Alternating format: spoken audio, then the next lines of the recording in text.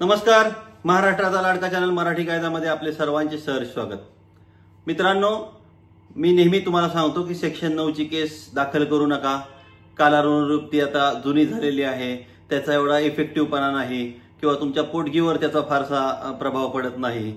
परंतु अनेक लोक फोन करतात आणि सर विचारतात की आम्ही दाखल केलेली आहे, आता काय करू. तर सेक्शन 9 दाखल झाली असेल तर आता पुढील पर्याय काय, किंवा सेक्शन 9 दाखल झाल्याची चूक तुम्ही केली असेल तर आता कसं सुधारायचं, या विषयावरचा हा व्हिडिओ आहे. कारण की तुमचे अनेक प्रश्न आहेत आणि त्यामध्ये फक्त आता सेक्शन 9 ज्यांनी दाखल केलेली आहे त्याच्याबद्दलचा हा व्हिडिओ नाहीये, हे लक्षात घ्या. तर हा व्हिडिओ प्रत्येक त्याबद्दल आहे ज्यांनी सेक्शन 9 दाखल केला आहे, ज्याने सेक्शन 9 दाखल करायचा विचार करत आहे किंवा सेक्शन 9च्या बाजूने तो आता पावलं टाकत आहे. या दोन्ही तिन्ही विभागांमध्ये या दोन्ही तिन्ही लोकांना उत्तर देणारा हा सविस्तर छोटासा व्हिडिओ आहे. आपण हा व्हिडिओला नक्की शेअर कराल ही अपेक्षा व्यक्त करतो. ज्यांनी हा व्हिडिओ आतापर्यंत पहिल्यांदा पाहताय आपल्या चॅनलचा, त्यांना सांगतो की आपल्या चॅनलला सबस्क्राईब करून नवरा बायकोच्या विषयावरील, पोलिसांच्या विषयावरील, आपल्या सगळ्या हक्कांच्या विषयावरील अनेक कायदेशीर व्हिडिओ आपल्या चॅनलला असतात. ते सगळे व्हिडिओ मोफत आहेत, त्यामुळे ते सगळे असणारे मोफत व्हिडिओ वेळच्या वेळी आणि प्रत्येक वेळी पहिल्यांदा पाहण्यासाठी आपल्या चॅनलला सबस्क्राईब करायला विसरू नका, बेल बटन दाबायला विसरू नका. तर मित्रांनो, व्हिडिओला सुरुवात करूया. व्हिडिओचा विषय आहे सेक्शन 9 दाखल करण्याची चूक तुम्ही केली असेल तर आता त्यामध्ये दुरुस्ती कशी करता येईल, आता त्यासाठी काय पर्याय आहेत. तर मित्रांनो, पहिल्यांदा लक्षात घ्या की सेक्शन 9 म्हणजे काय. Section 9 Hindu marriage petition, Hindu marriage act. आम्ही एखाद्या केसला हिंदू मॅरेज पिटिशन म्हणतो, तो कायदा असतो तो हिंदू मॅरेज ऍक्ट असतो. आणि हा हिंदू मॅरेज ऍक्टच्या सेक्शन 9 खाली जे तुम्ही केस करता ते तुम्हाला सगळ्यांना माहिती आहे, ती नांदायची केस आहे किंवा नांदायला घेऊन जाण्याची केस आहे. पती एक केस दाखल करतो की माझी पत्नी नांदत नाहीये, मला तिला नांदवायचं आहे आणि ती नांदवायसाठी मान्य न्यायालयाने तिला आदेश द्यावे की नांदायला यावं. पत्नी ही केस दाखल करते की मला नांदायचं आहे, मी चांगली आहे, परंतु पतीतर्फेच मला नांदवलं जात नाही, त्यामुळे ही नांदवण्याची केस. तर अशा दृष्टीने अशा वेळी ही सेक्शन 9 ची केस दाखल केली जाते. आता तुम्हाला काय वाटेल की सेक्शन 9 दाखल केली याचा अर्थ तुमचा पतीच्या बाजूने बोलू की त्याला वाटेल की सेक्शन 9 ची केस दाखल केली म्हणजे आता त्याला फार काही करायची गरज नाही, त्याची नांदवायची इच्छा समोर आलेली आहे, त्यामुळे त्याला पोटगी लागणार नाही. एकदम चूक. लक्षात ठेवा. पुन्हा एकदा प्रॉपर याच विषयावरचा व्हिडिओ आहे, त्यामुळे प्रॉपरली सांगतोय. आतापर्यंत आपण वेगवेगळ्या विषयात हे सांगत आलो होतो, हा आता प्रॉपर विषय आहे, त्यामुळे मी सविस्तर सांगेन.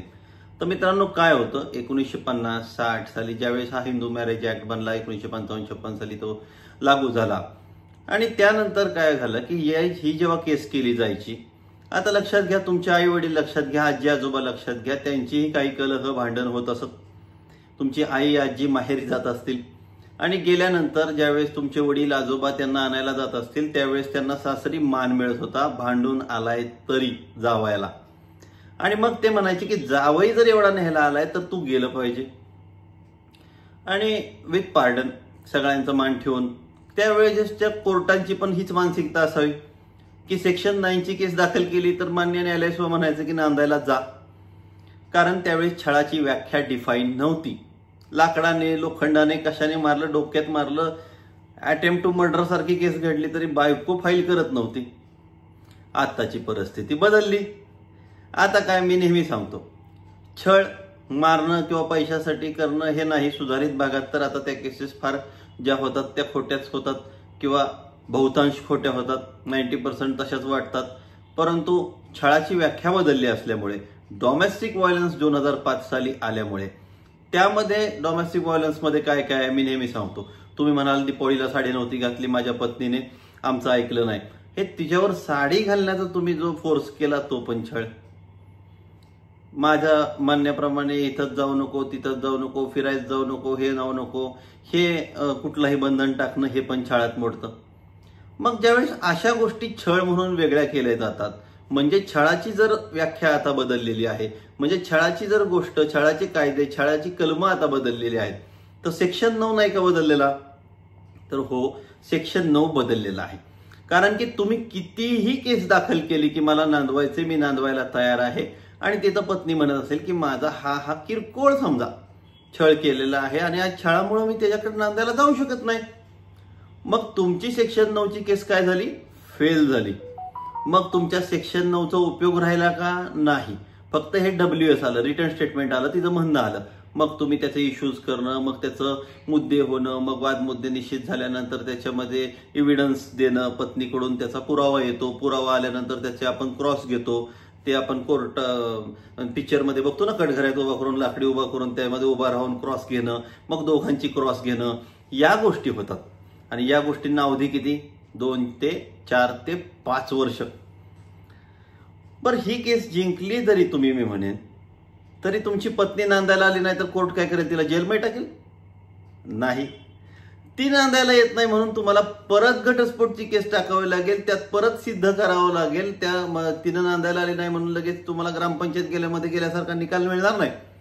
थोडा सोपा होईल, परंतु 4 वर्ष सोपं म्हणजे सोपं नाहीये.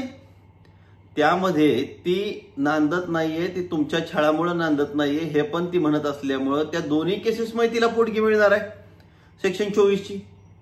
त्यामध्ये तिला तो हक्क मिळणार आहे की बाबा हे केस चालवण्याचे पैसे, तो स्वतःला सांभाळण्याचे पैसे. म्हणजे पोटगी कुठली वाचली का? नाही.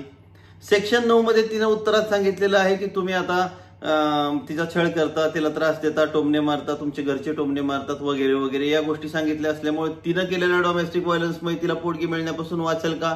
नाही. डोमेस्टिक व्हायलन्स मित्रांनो लक्षात घ्या, ही केस नांदण्याची नाही. कृपया करून कान पकडून लक्षात घ्या, कान झाडून लक्षात घ्या. डोमेस्टिक व्हायलन्स या केसमध्ये आम्ही पण चुकतोय, आमची लोक चुकतायत की डोमेस्टिक व्हायलन्समध्ये नांदणं, नांदवायला तयार, ह्या गोष्टीवर बेस होऊन केस बनवायची नसते. ह्या छळावर बनवायची असते. मी छळ केला नाही हे पतीनं सिद्ध करायचं, पत्नीनं सिद्ध करायचं की छळ झालाय, त्याच्यावर तिची इंट्रीम ठरते. परंतु आर्ग्युमेंट किंवा ह्या गोष्टी जर नांदायच्या गोष्टीवर होत असतील तर उजेडच पडलाय. मग विषयावर येऊया की या तुमच्या सेक्शन 9च्या गोष्टी चुकल्या असल्यामुळे किंवा त्यामध्ये तिनं छळ हा मुद्दा मांडला असल्यामुळे तुमचा पोटगीपासून सुटका नाही. डोमेस्टिक व्हायलन्समध्ये लागायची ती लागणारच.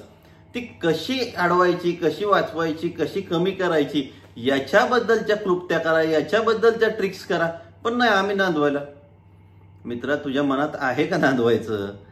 मनात नाही नांदवायचं आणि जायचं. टाकाला जाऊन भांडं लपवायची कारण नाही. तसं करत असाल कोर्टामध्ये आणि दवाखान्यात तर तुमचा प्रॉपर इलाज होणार नाही. म्हणून जे काय आहे ते स्पष्ट राहा, जे काय आहे ते खरं राहा. मग लक्षात आलं असेल तुमच्या आता की सेक्शन 9 दाखल करण्याचा तसा कुठलाही खरा फायदा नाही. मग या उद्देशाने दाखल करणार आहे मित्रांनो. आता जर तुम्ही दाखल करणार असाल तर करू नका. वेगळ्या पुराव्यानिशी सिद्ध करा की तिला नांदायला यायचं नाहीये आणि डायरेक्ट जी केस दाखल करायची तीच करा. म्हणजे ती केस 2-4 वर्षात संपेल. नाहीतर 30व्या वर्षी तुमची भांडणं झाली म्हणून सेक्शन 9 4 वर्ष चालली, 4-5 वर्ष, 35व्या वर्षी संपली, तिथून पुढे डिवोर्सची केस 4-5 वर्ष, 40व्या वर्षी लग्न. ह्या 10 वर्षांचे पैसे मोजले का? डोकं काय गावालाच गेले? 10 वर्षाचं काय मोजा जरा काहीतरी. त्या काळात तुम्ही कुठं जाल हे दोघांनी लक्षात घेतलं पाहिजे. म्हणून जी केस करायची पाहिजे तीच करा. आणि ज्या लोकांनी ही केस दाखल केलेली आहे त्यांनी काय केलं पाहिजे? तर ज्या लोकांनी ही केस दाखल केलेली आहे त्यामध्ये तिचा जर WS म्हणजे म्हणणं आलं असेल की हा छळ आहे वगैरे वगैरे, मला नांदायचं नाहीये, किंवा एकदमच जबरदस्त वाईट अटी आल्या असतील की ह्या अटी पूर्ण केल्या तरच मी नांदेन, डायरेक्ट मान्य न्यायालयात पुढच्या तारखेला जायचं. या तिनं अशा अटीवरून मला कळत आहे की तिला नांदायचं नाहीये, किंवा या तिच्या म्हणण्यावरून मला कळत आहे की तिला नांदायचं नाहीये, किंवा ह्या केस झाल्यानंतर तिने माझ्यावर डोमेस्टिक व्हायलन्सच्या खोटे केसेस केलेले आहेत त्यावरून मला कळलेलं आहे की हिला नांदायचं नाहीये, मला त्रास द्यायचा आहे आणि त्याच्यामुळे आता मला हिला नांदवण्याची इच्छा राहिलेली नाही, त्यामुळे मी सदरची केस काढून घेत आहे.